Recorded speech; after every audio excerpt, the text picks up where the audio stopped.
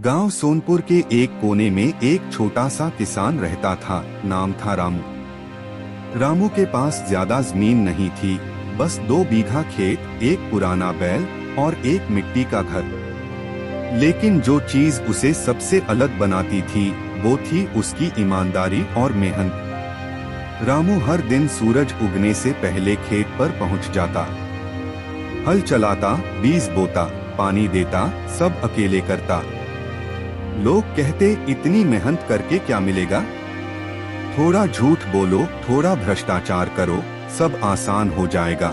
लेकिन रामू हमेशा मुस्कुराकर कहता, ईमानदारी में जो चैन की नींद है वो दौलत के महल में भी नहीं मिलती। एक दिन की बात है, गांव में सरकार की तरफ से सिंचाई योजना आई। जिसके खेत में नहर गुजरती उसे मुआवजा मिलना था।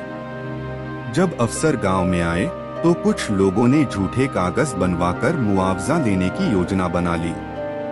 रामू के खेत के पास से भी नहर निकलने वाली थी।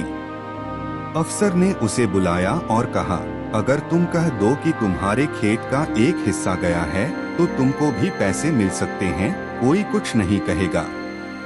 रामू ने जमीन को देखा, सच में नहर उसके खेत को छू भी नहीं रही थी।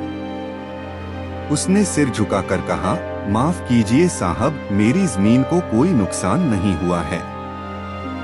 मैं झूठ बोलकर पैसे नहीं ले सकता। अफसर चौंक गया। ऐसे ईमानदार लोग अब बहुत कम मिलते थे। उसने रामू की तारीफ की और चला गया। कुछ महीने बाद गांव में अकाल पड़ गया। बारिश नहीं हुई और लोगों की फसलें सूख गईं। जिन लोगों ने झूठ बोलकर पैसे लिए थे उन्होंने वो पैसे खर्च कर दिए। किसी ने मोटरसाइकिल खरीदी, किसी ने मोबाइल। रामू के पास कुछ भी अतिरिक्त नहीं था, लेकिन उसका मन शांत था। वह रोज सुबह तालाब से पानी लाकर अपने खेत को थोड़ा थोड़ा सींचता रहा। उसे उम्मीद थी कि कुछ तो उगेगा। और फिर हुआ चमत्कार। जिस समय सभी की फसलें बर्बाद हो चुकी थीं, रामू के खेत में थोड़ी बहुत फसल उग आई, इतनी कि उसके परिवार का गुजारा हो सके। उसी समय वही अफसर दोबारा गांव में आया, इस बार ईमानदार किसानों को पुरस्कार देने के लिए। उसने रामू को ढूंढा और कहा, रामू, तुम्हारी ईमानदारी का असर आज मैंने अपनी आंखों से देखा। तुम जैसे लोग देश की असली ताकत हो। सरकार ने रामू को सर्वश्रेष्ठ किसान का पुरस्कार दिया, एक बड़ी रकम और सिंचाई के लिए एक पंप भी। गांव के लोगों की आंखें खुल गईं।